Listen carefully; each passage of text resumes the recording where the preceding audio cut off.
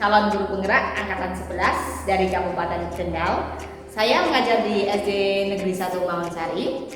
Di video kali ini saya akan menyampaikan budaya positif di lingkungan sekolah, yaitu lingkungan sekolah saya di SD Negeri 1 Mangunsari. Selamat menyaksikan.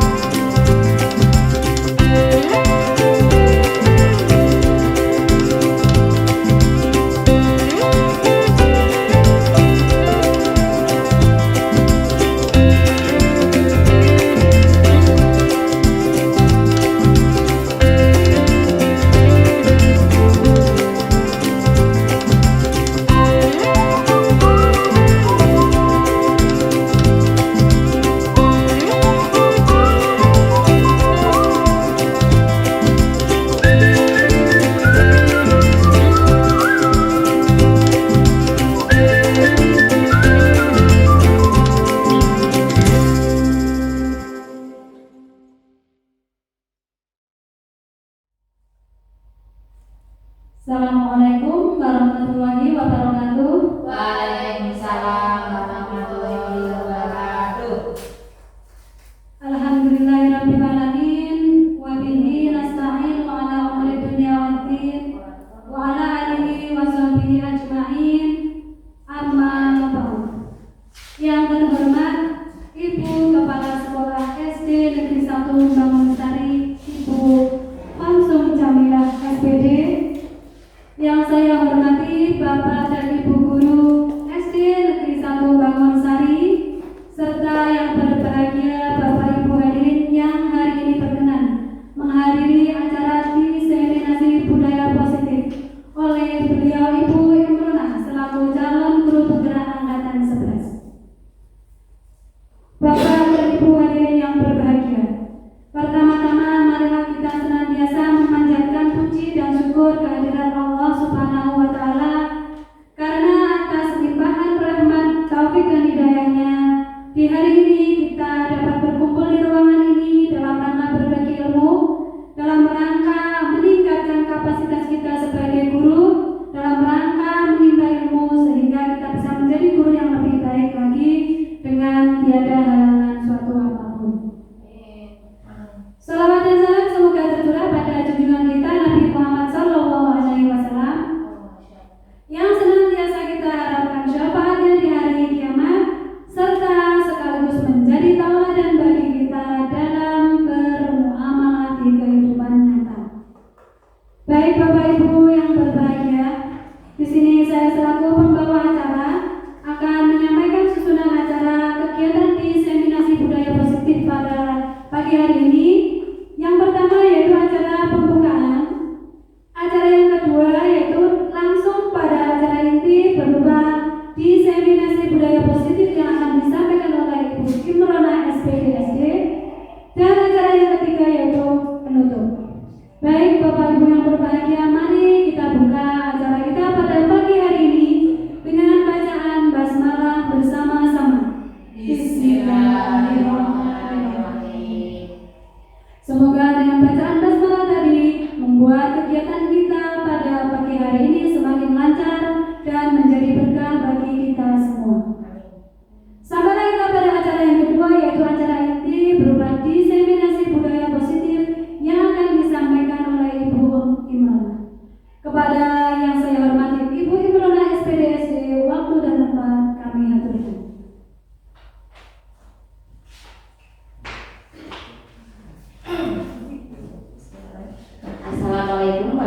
warahmatullahi wabarakatuh. Waalaikumsalam warahmatullahi wabarakatuh. Kepada Ibu Kepala Sekolah SDN 1 Bangunsari, Ibu Khotbah Muzamilah yang saya hormati, beserta Bapak Ibu guru, rekan kerja saya yang saya cintai dan saya banggakan. Baik, saya di sini akan menyampaikan diseminasi budaya positif di lingkungan SD Negeri 1 Bangunsari.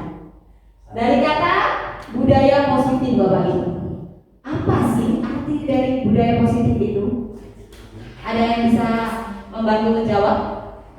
Bu Marate, silakan. Apa arti dari budaya positif itu? Budaya positif adalah nilai-nilai, keyakinan, dan kebiasaan yang diterapkan di sekolah untuk mendukung murid berkembang menjadi pribadi yang kritis, hormat, dan bertanggung jawab. Ini budaya positif ini sangat perlu dikembangkan karena kalau budaya positif ini timbul kesadaran dari seluruh warga sekolah, tidak seperti aturan yang biasanya dibuat secara sepihak dan boleh. Oh, baik sekali Bu Marate, luar biasa sekali.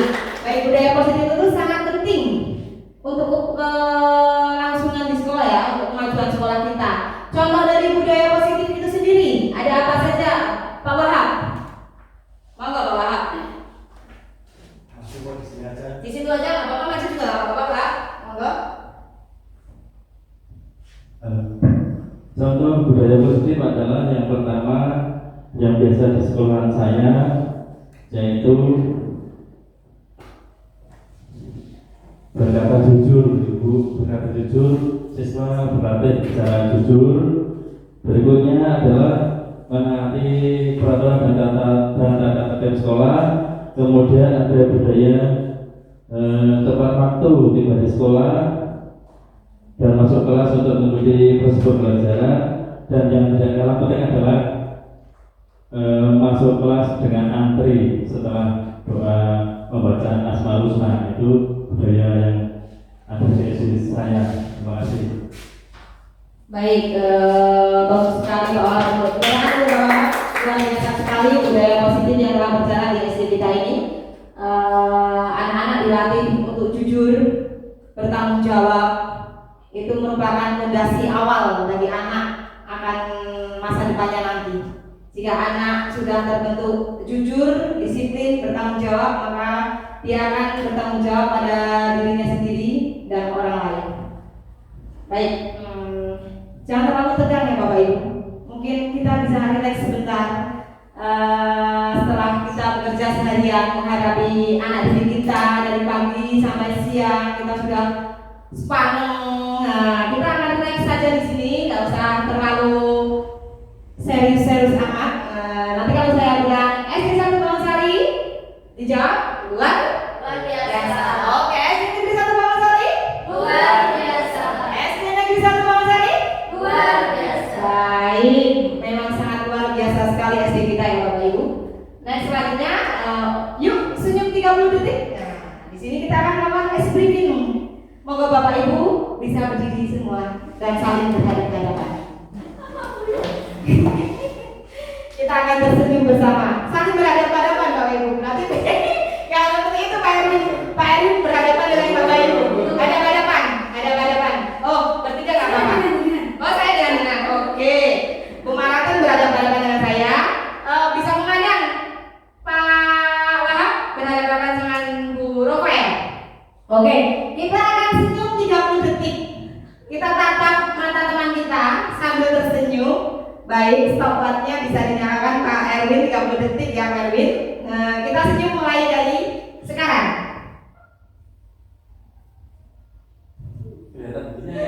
Gak apa-apa, akan senyum. Senyum yang terus jadinya tawa. Iya. Oh, oke, 30 detik kita akan senyum. Baik, dari senyum itu kita udah melakukan ice breaking sebentar. Jadi anak-anak setelah belajar seharian, jika kita bingung mau melakukan ice breaking apa, jadi kita lakukan aja seperti itu. Anak-anak suruh berdiri, saling berhadapan. Yang tadinya senyumnya Mas Bayu gak ikhlas, jadi ikhlas di detik ke-10. Ya kan Mas Bayu? Iya. Yang tadinya Bu Desi senyumnya tipis-tipis, malu-malu kucing, akhirnya dia bisa tertawa lebar. Dia merasakan senang, dari senyum kan merasakan senang ya Bu Desi? Ya, Bu. Baik, oke lanjut ya. Sekolah yang kita cita-citakan. Ternyata tidak hanya kita yang mempunyai cita-cita ya Bapak Ibu, tapi kita juga bisa mencita-citakan sekolah apa yang kita inginkan. Sekolah yang seperti apa yang kita bayangkan, yang kita inginkan. Coba 15 detik kita merenung sebentar. Jika Bu Desi menjadi kepala sekolah, Bu Desi itu menginginkan sekolah yang seperti apa?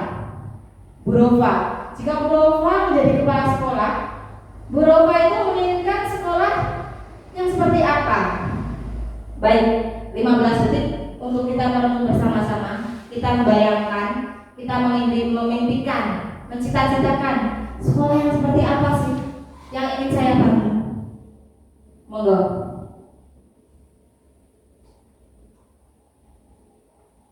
Baik, cukup bisa disampaikan Pak Wahab.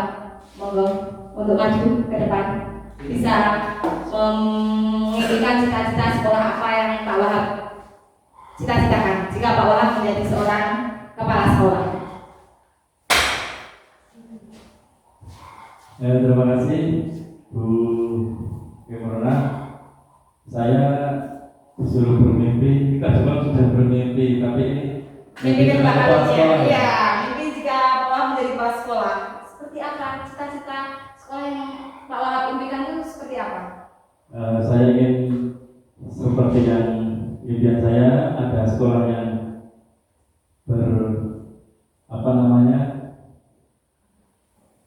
ingin sekolah adalah sekolah yang menyenangkan, sekolah yang ideal, yang bagus, kemudian yang anak didiknya itu baik-baik, ramah, gurunya juga ramah-ramah, sekolahnya itu pokoknya yang berprestasi, menjadi anak yang berakhlak karimah, serta tidak lupa satu lagi ibuin sesuai dengan profil pelajar Pancasila itu harus dicantumkan dan lebih komplit. Terima kasih. Baik, luar biasa sekali. Semoga cita-cita impian Pak Wahab bisa dijalankan ketika Pak Wahab menjadi kepala sekolah nanti.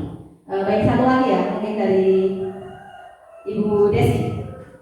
Sekolah apa sih yang Bu Desi impikan jika Bu Desi menjadi seorang kepala sekolah?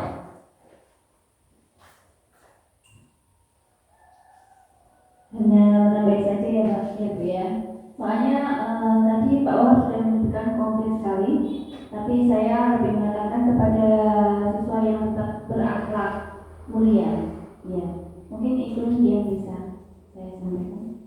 Ya, terima kasih Bu Desi, luar biasa sekali Bu Desi. Jadi Bu Desi dan Pak Wahab sama-sama ingin sekolah yang mempunyai peserta didik yang mempunyai akhlak mulia, yang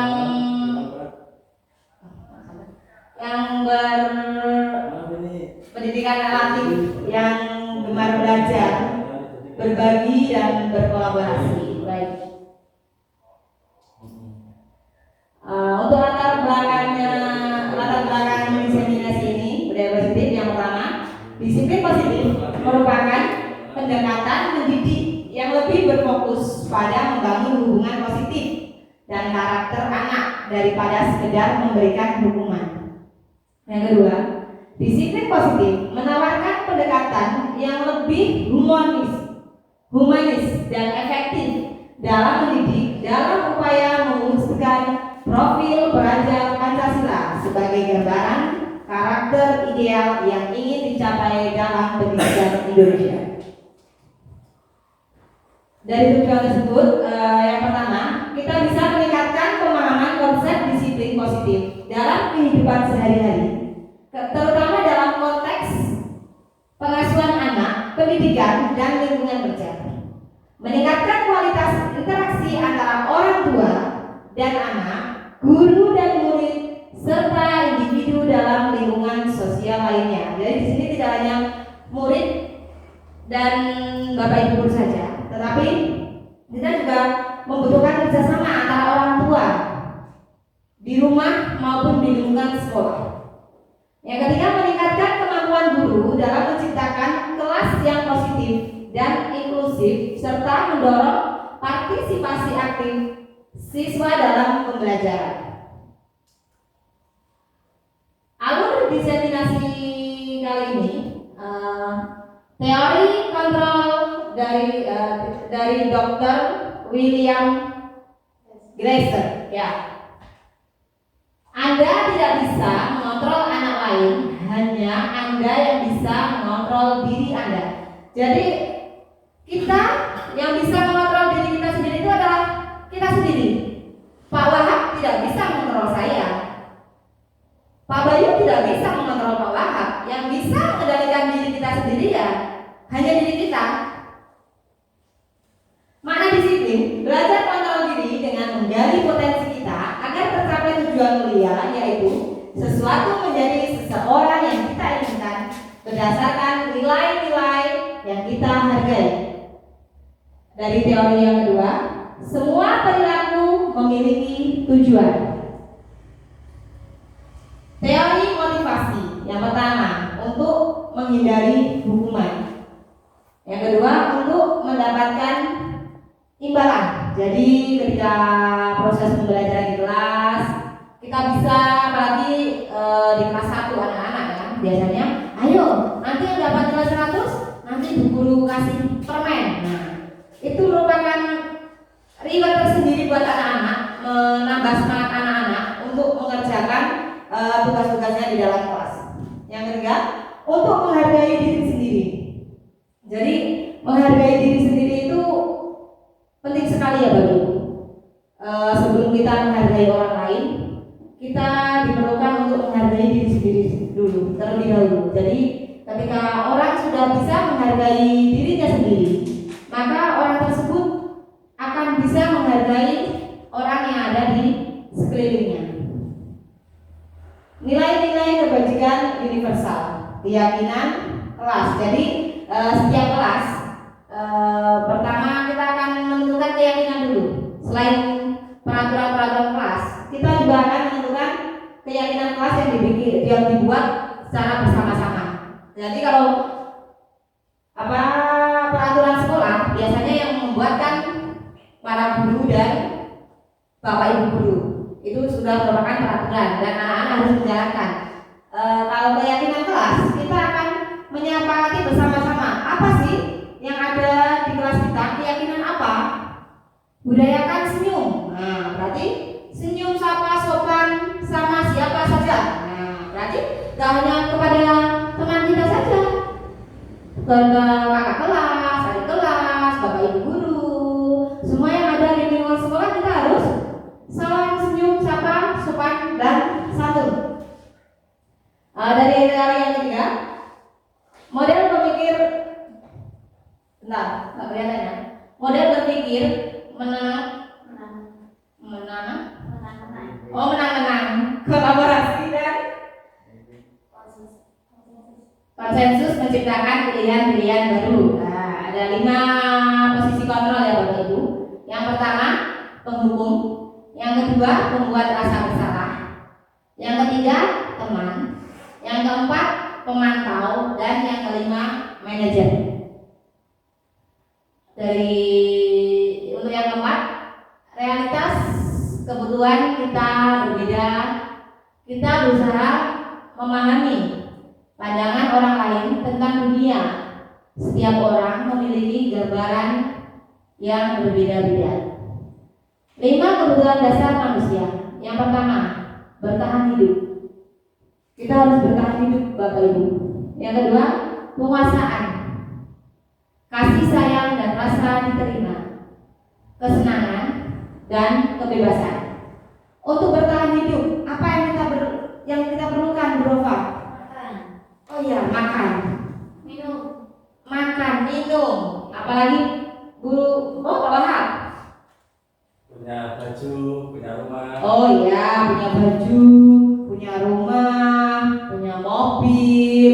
Itu merupakan kita untuk bertahan hidup ya Bapak Ibu. Dengan makan dan minum kita bisa bertahan untuk hidup. Kalau tidak makan, tidak minum, lemas. Lama-lama akan tidak hidup. kedua, penguasaan. Terkadang di benak kita ingin berkuasa. Saya ingin menguasai. Menguasai apa Bunda sih? Menguasai kelas. Menguasai kelas. Gimana pun ingin menguasai apa? Menguasai teman-temannya, menjadi pemimpin dari teman-temannya. Oh, baik sekali. Menguasai teman-temannya. Ini jadi pemimpin dari teman-temannya. Jadi ketua kelas. Itu juga berkuasa ya, Umaratun. Ya. Ketua apa lagi? Jangan ketua gangster. Oh, jangan ketua gangster. Itu nggak boleh ya, anak-anak, teman-teman. Yang ketiga, kasih sayang dan rasa diterima. Jadi setiap manusia itu memerlukan kasih sayang. Seperti Bu Desi yang menyayangi suaminya, anak-anaknya, teman-teman kerjanya. Kita juga harus saling menyayangi. Saya menyayangi Pak Bayu, Pak Bayu menyayangi Pak Erwin, Pak Erwin menyayangi Pak Wahab, Pak Wahab menyayangi Bu Nova. Jadi kita harus saling menyayangi. Kesenangan. Nah, setiap orang mempunyai kesenangan yang berbeda-beda. Contohnya Pak Erwin. Pak Erwin senangnya, oh Pak Erwin senangnya sepak bola. Pak Wahab sukanya mancing. Bu Desi traveling. Bu Nova shopping. Oke, sama seperti saya. Kalau saya senangnya kulineran, makan. Nah, setiap orang mempunyai kesenangan yang berbeda-beda. Yang terakhir, kebebasan. Setiap orang pengen memiliki kebebasan, tidak dikekang. Seperti anak didik kita, dia juga perlu kebebasan. Bebas di dalam kelas, di luar kelas, maupun di luar lingkungan sekolah, dia nggak mau dikekang. Kamu harus begini, harus begitu, nggak mau. Dia pengen kebebasan. Yang selanjutnya, cobalah buka. Baik, cobalah buka. Coba kita akan mencoba menggenggam tangan kita secara erat. Pak Erwin akan menggenggam tangannya sekuat mungkin. Anggap aja di dalam Pak Erwin ada sebongkah berlian yang tidak bisa direbut oleh Pak Bayu. Pak Bayu sudah merayunya. Ayo Pak Erwin, dibuka tangannya. Nanti kita jalan-jalan bareng kalau sudah dibuka. Tapi Pak Erwin tetap tidak mau. Contoh Bu Desi, ayo Bu Desi. Anggap saja di tangan Bu Desi ada suami Bu Desi. Nah, mau diambil sama Bu Maratun. Boleh nggak? Tidak boleh. Tidak boleh. Saya. Oh iya. Karena dia tidak boleh, saya nggak bisa buka Bu. Oh, nggak bisa buka. Makanya cuma Bu Desi yang bisa membuka apa namanya? Kepala tangannya. Jadi Bu Maratun, walaupun Bu Maratun sudah merayu Bu Desi, sudah mengiming-imingi hadiah yang sangat luar biasa, tapi Bu Desi tetap kekeh dengan keyakinannya. Jika dia tidak mau membuka dirinya untuk siapapun, maka orang lain tidak bisa untuk memaksanya. Bandingkan jawaban Anda, apakah berbeda atau sama? Bila mana berbeda, kira-kira mengapa? Apakah Anda atau B membuka kepalanya tangan Anda? Mengapa? Apa alasan atau B membuka kepala tangan Anda? Seperti tadi Bu Desi tidak mau membuka kepalanya. Dengan alasan karena itu milik Bu Desi, bukan milik Bu Maratun. Bu Maratun walaupun sudah memaksa, dia tidak bisa, sudah merayu, sudah mencoba dengan segala cara. Kalau Bu Desi tidak mau melepaskannya, tidak bisa, ya. Next selanjutnya, teori kontrol atau Coins teori. Teori kontrol yang kemudian berkembang menjadi Coins teori adalah sebuah pendekatan psikologis yang dikembangkan oleh Dr. William Gleiser. Teori ini berfokus pada ide bahwa setiap individu memiliki kemampuan untuk mengendalikan diri dan merancang kehidupan mereka sendiri menuju kepuasan dan kebahagiaan. Inti teori kontrol Gleiser tersebut, yang pertama, manusia sebagai makhluk yang proaktif. Individu memiliki kemampuan untuk memilih. Tidak ada yang bisa memaksa seorang melakukan sesuatu jika mereka tidak mau. Yang kedua,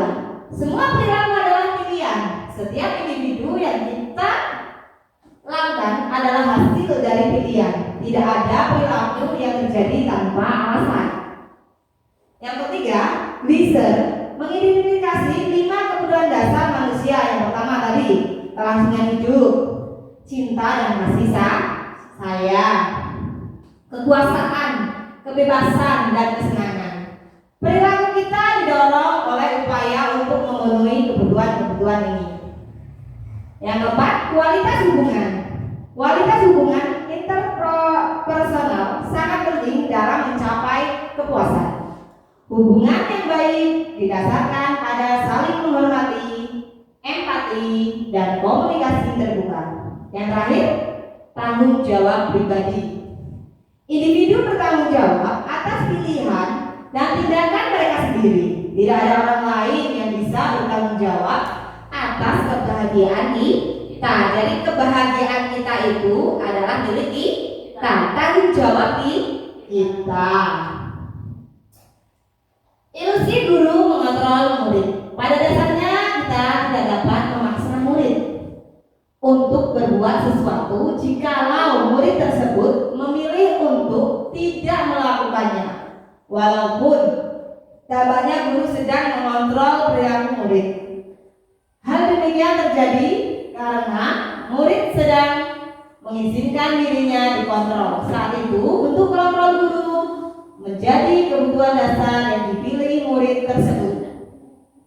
Teori kontrol menyatakan bahwa semua perilaku memiliki tujuan, bahkan terhadap perilaku yang tidak disukai. Ada ilusi bahwa semua penguatan positif, efektif, dan bermanfaat. Ilusi bahwa kritik dan membuat orang merasa bersalah dapat menguatkan karakter. Ilusi bahwa orang dewasa memiliki hak untuk memaksa. Baik, di sini saya ada pertanyaan sedikit ya. Apakah penerapan disiplin di sekolah telah efektif? Yang kedua, apa sesungguhnya arti dari disiplin itu sendiri? Dan yang terakhir, apa kaitannya dengan nilai-nilai kebajikan? Mungkin Bapak Ibu ada yang bisa membantu menjawab dari pertanyaan yang pertama. Monggo. Oh, Pak Wahab lagi. Oke, Pak Wahab. Mau pakai mic apa di situ aja, Pak? Oke. Yang nomor 1, apakah penerapan disiplin di sekolah telah efektif? Menurut saya sejauh ini sudah efektif, tapi perlu ada beberapa kekurangan yang harus dibenahi dan dimaksimalkan lagi. Semuanya sudah sangat bagus dan efektif di sekolah kami.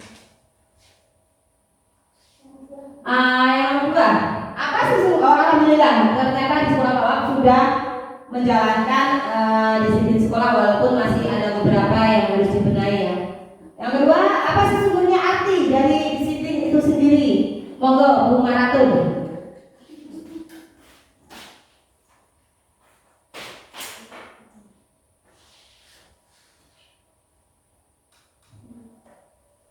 Baik, saya coba menjawab. Disiplin adalah sebuah sikap yang mematuhi terhadap tata tertib yang ada. Sebaiknya disiplin ini muncul dari diri sendiri, tidak atas paksaan dari orang lain. Itu adalah disiplin yang kita harapkan pada siswa-siswi kita. Ada Bu ini. Ya, baik, luar biasa sekali jawabannya Maratun. Apakah kaitannya dengan nilai-nilai kebajikan? Monggo dijawab Bu Desi.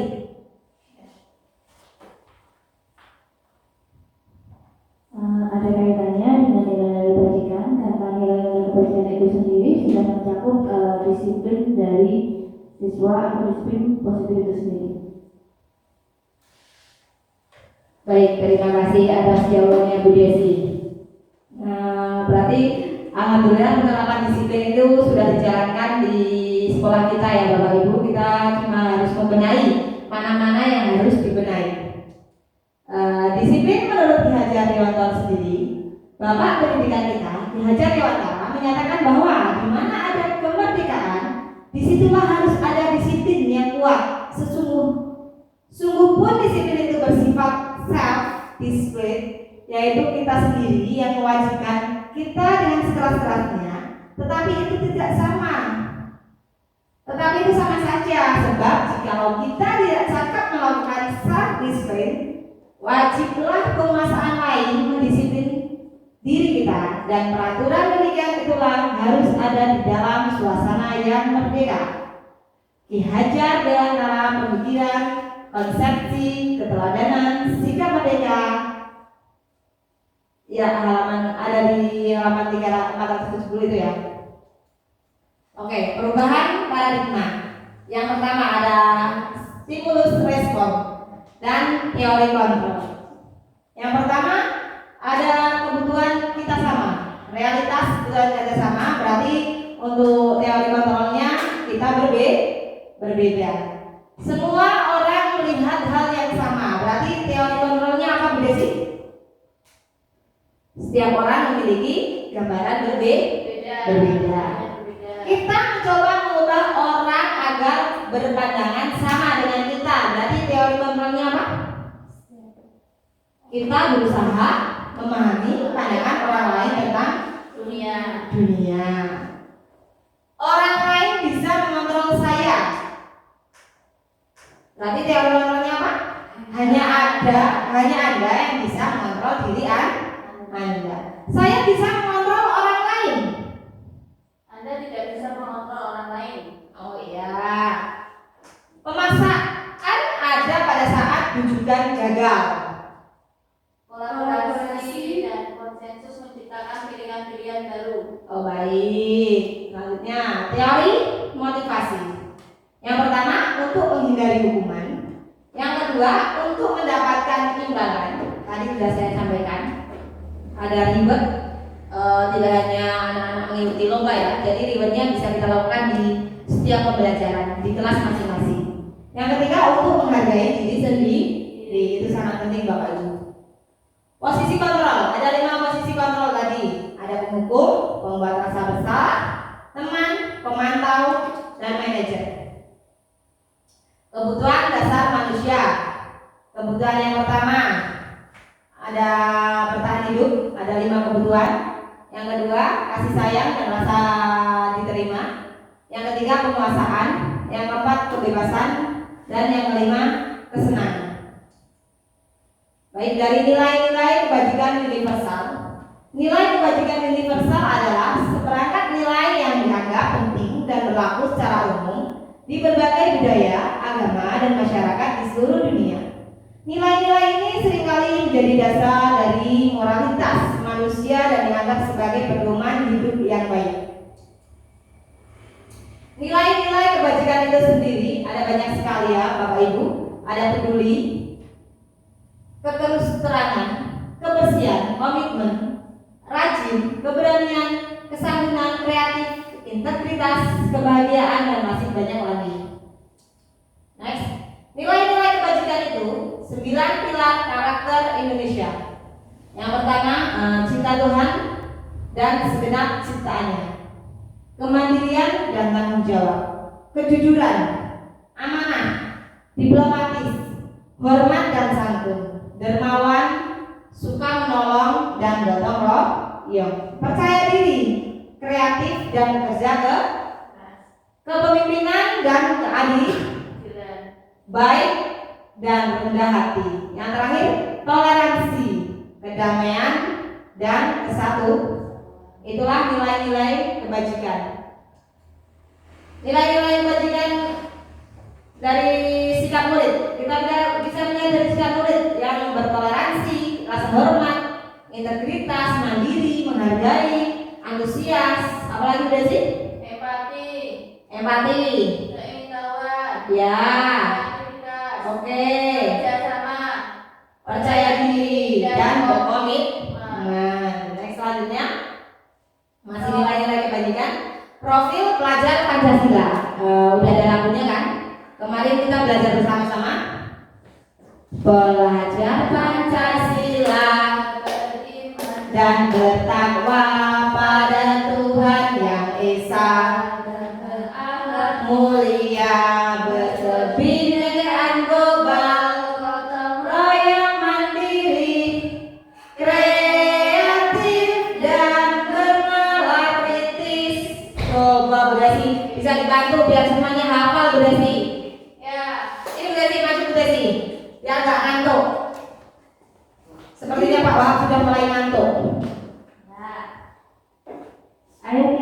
Ada gerakannya kan? Ibu? Ya. Pelajar Pancasila beriman dan bertakwa pada Tuhan Yang Esa dan berakhlak mulia, berkebinekaan global, gotong royong mandiri, kreatif dan bernalar kritis. Ya, tepuk tangan dulu. Kita semua. Hukuman, konsekuensi, dan restitusi. Hukuman adalah suatu tindakan atau sanksi yang diberikan sebagai konsekuensi dari suatu pelanggaran, aturan atau tindakan yang tidak diinginkan.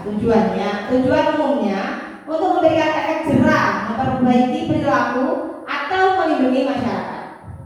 Konsekuensi itu sendiri adalah hasil atau akibat dari suatu tindakan atau peristiwa. Ini bisa berupa hasil yang positif atau negatif, tergantung pada tindakan yang dilakukan. Untuk restitusi itu sendiri adalah proses menciptakan kondisi bagi murid untuk memperbaiki kesalahan mereka, sehingga mereka bisa kembali pada kelompok mereka dengan karakter yang lebih kuat. Restitusi, sebuah pendekatan untuk menciptakan disiplin positif. Restitusi adalah proses menciptakan kondisi bagi murid untuk memperbaiki kesalahan mereka, sehingga mereka bisa kembali pada kelompok mereka dengan karakter yang lebih kuat. Restitusi membantu murid menjadi lebih memiliki tujuan disiplin positif dan memulihkan dirinya serta berbuat salah. Penekanannya bukanlah pada bagaimana berperilaku untuk menyenangkan orang lain atau menghindari ketidaknyamanan, namun tujuannya adalah menjadi orang yang menghargai nilai-nilai kebajikan yang mereka percayai. Sebelumnya kita telah belajar tentang teori kontrol bahwa pada dasarnya kita memiliki motivasi intrinsik. Dari segitiga restitusi ini ada tiga segitiga restitusi ya. Yang pertama, menstabilkan identitas. Yang kedua, validasi tindakan yang salah. Dan yang ketiga, menanyakan keyakinan. Baik, stabilkan identitas. Berbuat salah itu hal yang manusiawi. Tidak ada manusia yang sempurna. Bapak ibu juga pernah berbuat salah. Jadi kita tidak boleh terhadap anak langsung kamu salah. Kita sebagai manusia juga pernah melakukan kesalahan. Kita pasti bisa menyelesaikan permasalahan ini. Bapak ibu tidak tertarik untuk mencari tahu siapa yang benar atau siapa yang salah. Bapak ibu lebih tertarik untuk menyelesaikan masalah. Kalau kamu menyalahkan dirimu sendiri terus-menerus, apakah kamu bersikap baik pada dirimu sendiri? Guru berkata, berbuat salah itu hal yang manusiawi. Tidak ada manusia yang sempurna. Bapak ibu juga pernah berbuat salah. Kita pasti bisa menyelesaikan permasalahan ini. Ibu tidak tertarik untuk mencari tahu siapa yang benar, siapa yang salah. Ibu lebih tertarik untuk menyelesaikan masalah. Kalau kamu menyalahkan dirimu sendiri terus-menerus, apakah kamu bersikap baik pada dirimu sendiri? Baik, untuk berikutnya menanyakan keyakinan. Apa nilai yang kita percaya di kelas atau sekolah kita? Nilai-nilai universal apa yang telah kita sepakati? Kelas yang ideal itu seperti apa sih? Kamu ingin jadi anak yang seperti apa? Apa yang kamu rasakan ketika kamu melakukan itu? Kamu menjadi orang yang seperti apa? Kita bisa menanyakan kepada murid kita nanti. Baik, di sini ada contoh tindakan yang dilakukan kelas 6. Mbak Rama, maaf ini videonya bicara nggak?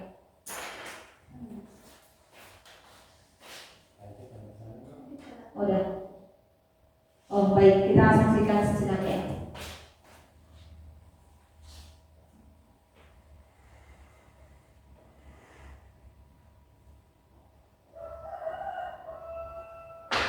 Dari sini ada kasus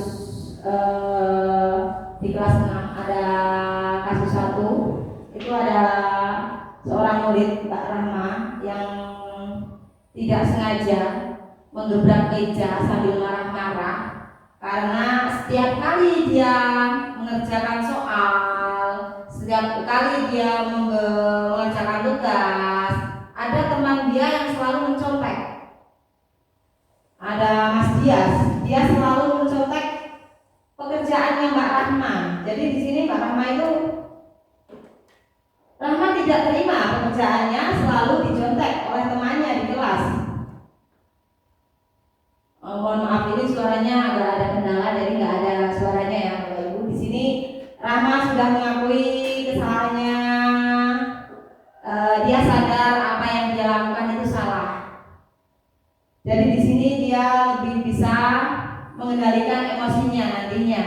Dia tidak akan melakukan tindakannya. Dia sudah mengakui bahwa tindakannya itu tidak benar. Dia sudah menggebrak meja sambil marah-marah ke temannya. Next, keyakinan kelas. Keyakinan kelas adalah seperangkat nilai, norma, dan harapan bersama yang disepakati oleh seluruh anggota kelas, baik guru maupun siswa. Ini seperti sebuah kompas yang memandu interaksi dan kegiatan belajar mengajar di dalam kelas. Keyakinan kelas ini berfungsi sebagai pedoman bersama, menciptakan suasana yang kondusif untuk belajar dan membantu setiap individu mencapai potensi terbaiknya. Cara-cara membuat keyakinan kelas. Yang pertama, libatkanlah semua anggota kelas, baik Bapak, Ibu guru, semua murid. Diskusi terbuka, kita akan mengadakan diskusi terbuka. Buat pertanyaan yang jelas, visualisasi, evaluasi secara berkala. Baik Bapak Ibu, kita akan melakukan refleksi sejenak dari diseminasi yang telah kita lakukan dari awal sampai sekarang. Untuk refleksinya, budaya positif dibangun untuk mewujudkan sekolah yang dicita-citakan dengan murid yang berkarakter profil pelajar Pancasila. Teori pilihan, teori motivasi, 5 posisi kontrol, nilai kebajikan universal, dan kebutuhan dasar manusia menjadi kerangka pemikiran pentingnya ditanamkan disiplin positif. Salah satu langkah mewujudkan disiplin positif adalah dengan adanya keyakinan kelas dan restitusi. Baik, dari kesimpulannya kita bisa mengambil kesimpulan singkatnya, disiplin positif adalah investasi jangka panjang untuk masa depan anak. Dengan menerapkan disiplin positif, kita tidak hanya mengajarkan anak untuk berperilaku baik, tetapi juga membantu mereka tumbuh menjadi individu yang mandiri, bertanggung jawab, dan bahagia. Baik, sekian dari saya. Jika ada tutur kata yang salah, saya mohon maaf yang sebesar-besarnya karena kita di sini semua belajar bersama ya Bapak Ibu. Langsung saya tutup aja pertemuan kali ini. Kita tutup dengan bacaan hamdalah bersama. Alhamdulillah.